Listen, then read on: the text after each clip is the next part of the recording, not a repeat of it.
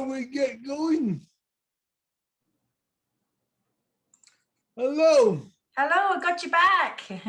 Yeah. Shall we get started? Yeah, I think, yeah, no worries. Okay. I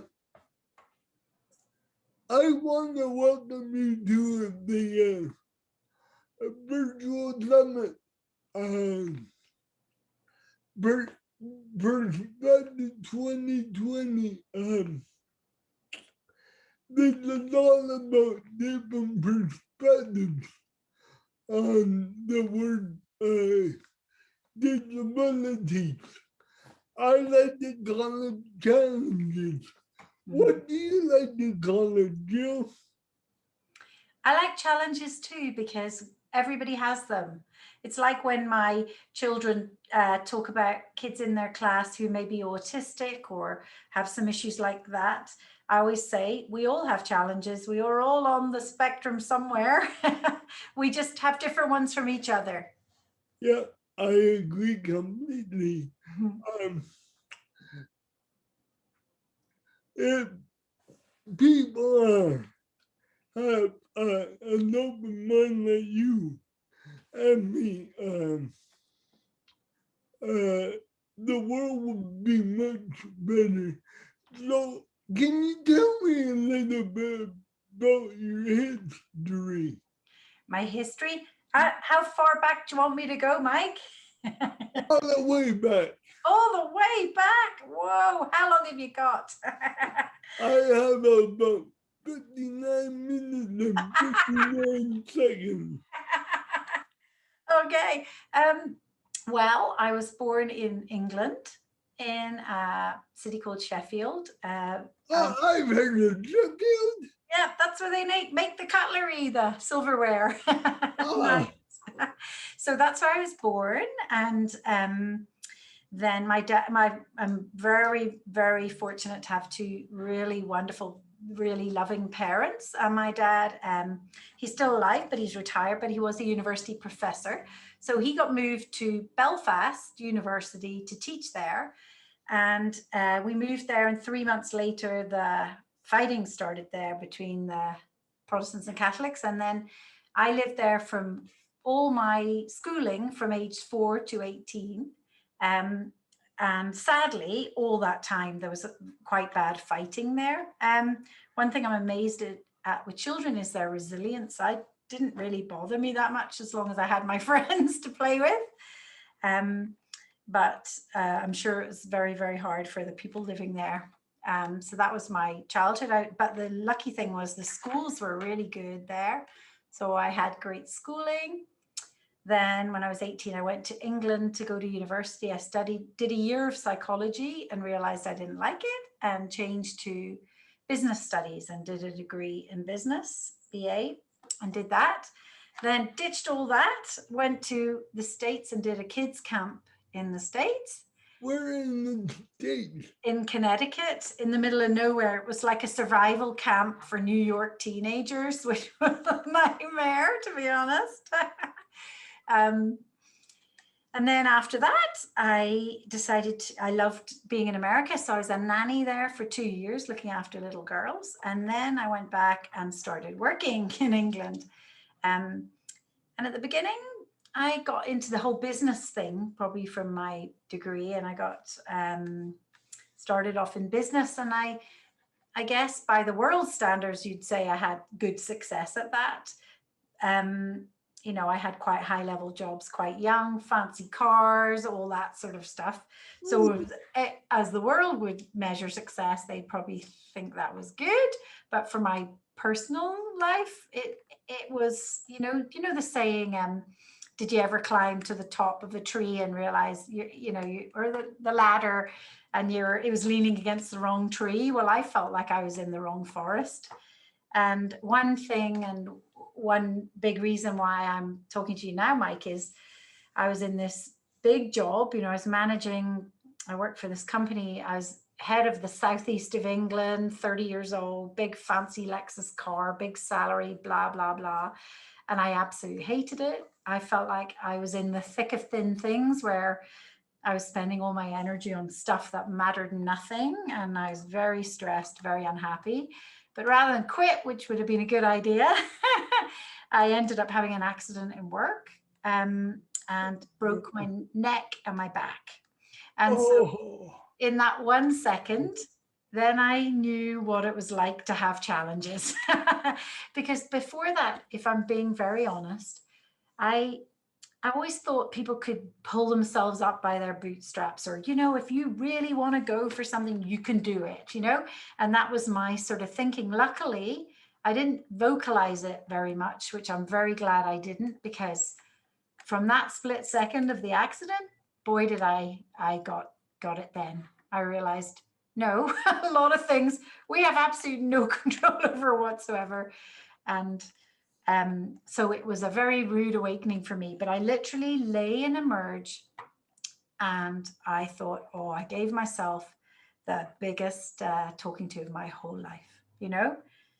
I said, don't unlearn this lesson, because I actually shouldn't have survived the accident. It was a complete miracle that I survived it, even though I was so injured. How I made it out alive is a miracle. I think I had angels saving me that day. mm, thank goodness. Yeah. Thank goodness for all of us. Yes.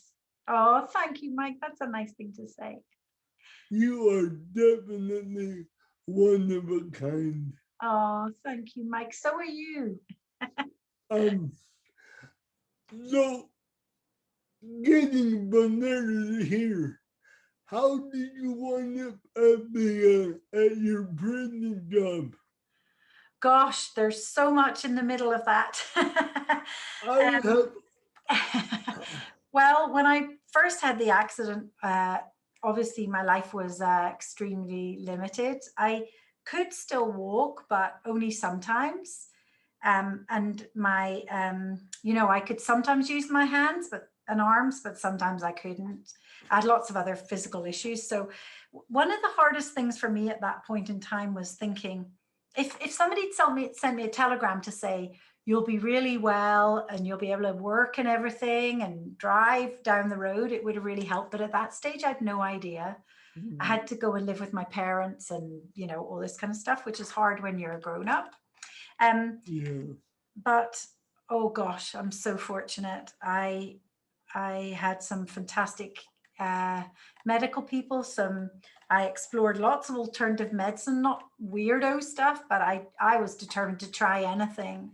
I did a lot of work on self-help, I guess you'd call it, where you convince yourself and you try to be positive no matter what, and that really helped me too. And then slowly, I'm so blessed that I was able to get more mobility back and be able to have the life that I now lead. I'm really super healthy. I went on and had children in my late 40s, which, if you'd said that to me at the time, I think my spinal surgeon and I would have had a very good laugh if somebody told me that I was going to have a baby at 46, but I did.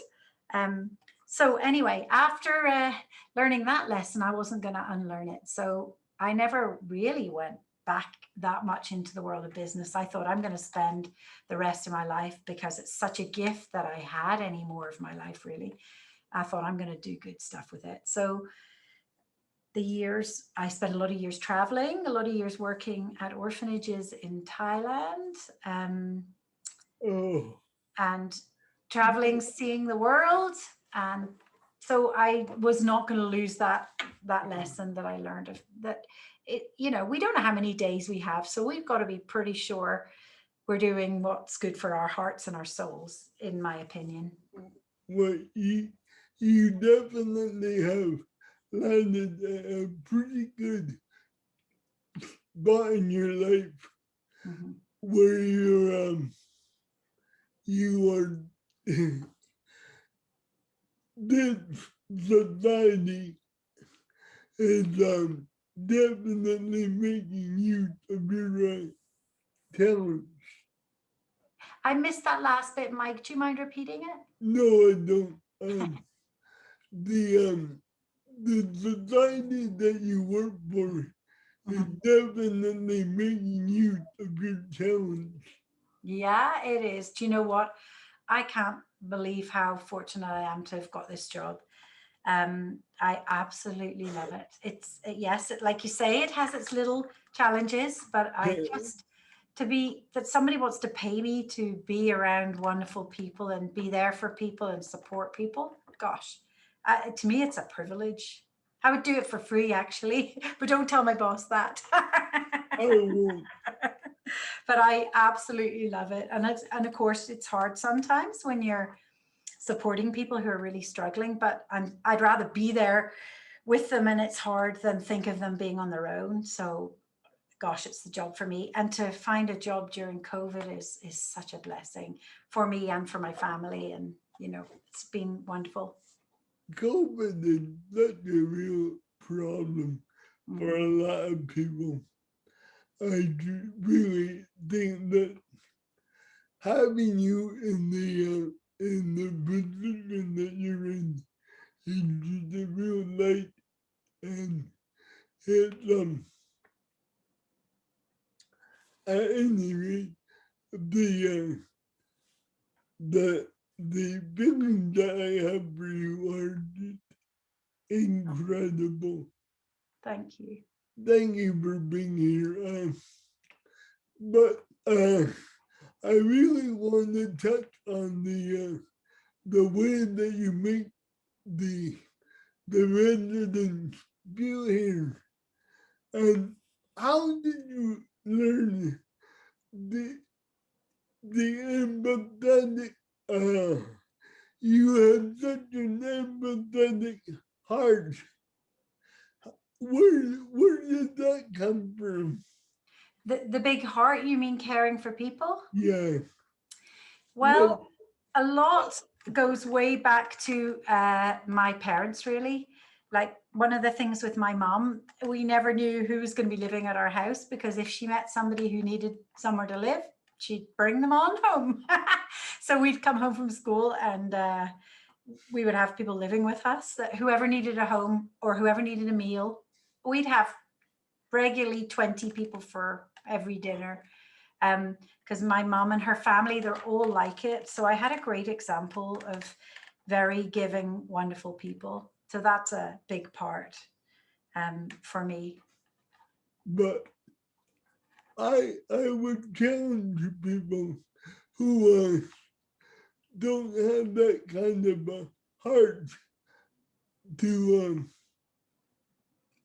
to look at your example, and you have a gigantic heart,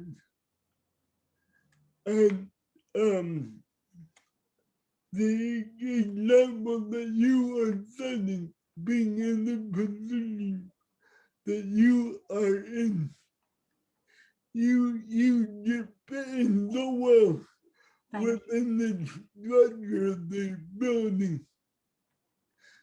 Uh, Thank you, Mike. I just think that you are just absolutely phenomenal. I think you are too, Mike. I'm I'm just really tickled to have you. So how did you get to Kelowna? Oh gosh, that's an exciting story. Well, my husband and I were in Thailand on a bus. There was a guy got on the bus, a backpacker like us. We were backpacking. A guy called John, and we ended up traveling with him for 6 weeks, backpacking all around the place. And he was from Kelowna. Maybe I know him. Who is it? Oh, I don't know if I should say on this, but he's John Van Gogh and he sells boats. Or he did. I think he's retired now, but he sold boats. Um, I and don't member of the know. yacht club and stuff, but super nice guy. And we met him and he kept saying, oh, come, we've never been to Canada. And he said, come, if you're ever in Canada, come and visit us. So we decided to go for a camping trip around the States. And we thought, should we go up to Canada and visit John? And so we came to see John and he gave us directions from Vancouver. So we followed these directions across the bridge And then the directions took us to the marina parking lot. And then he sailed us to the guest house in Peachland for lunch. I don't know if you know that. Nice. Really nice. And we were on the boat in July in here, and we looked at them and we said, "Is this your life?" And they said, "What do you mean?" And we went, "Is this your life? Oh my word." And I looked at my husband and he looked at me and I said, "Are you thinking what I'm thinking?" And he said, "Oh yes," because we had actually applied to emigrate to Australia. And we were waiting to hear. And my husband's mum kept saying, "No, you should check out Canada. You need to check out Canada." So we did, and we applied for Canada. It took us 4 years though to get in. 4 years? What 4 years? It just takes. They obviously didn't know you like I know you. Well, it's funny you say that. I had to learn French to get more points. And then we met an immigration officer in London, and she gave us this little ticket that was the magic ticket, because then once she'd met us, then we got in. So grateful for that. You had to learn French. Yes. Forgotten it all now. Jeez. I hate French. Yeah, I'm not very good at it anymore. I'm glad I wasn't born here. Anyway, I hope you're not going anywhere. Oh no, I love it here. We're so lucky to have you here. Thank you, Mike. So are you doing anything in the building now that will impact the residents? There isn't much going on because of COVID at the moment, but one thing I'm really excited about that we are allowed to actually do is we're making a team of people at 2 of our properties are making soup for Metro community downtown that give food to the people who are experiencing homelessness. So I'm really excited that we're doing that people are able to at least get together to make big giant pots of soup, and we're taking it down. That's so good. So I'm really thrilled about that. Plus also the ladies who are really good at quilting and sewing made presents for all the children in our short-term housing. So they each got a special gift at Christmas, handmade for them, for whatever they loved. You know, if they loved trucks, the little kid would get things about trucks and beautiful things. So I love that giving back aspect, because 1, it's wonderful for the people you're helping, but 2, it's so healing for the people doing the helping. You know, to me, nothing is better for our physical and mental health than serving others and doing nice things for others. It's very good. Even if we want to be selfish, it's really good for ourselves. Serving is such a great way to help others. And the serving,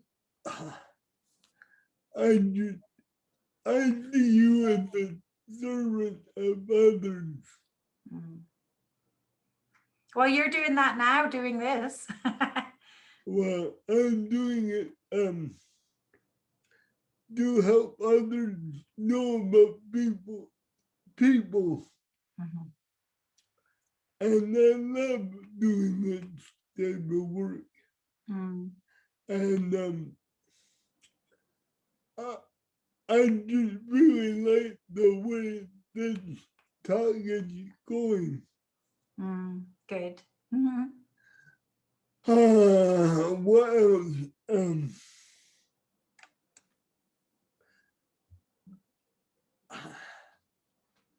I think I'm going to wrap it up now.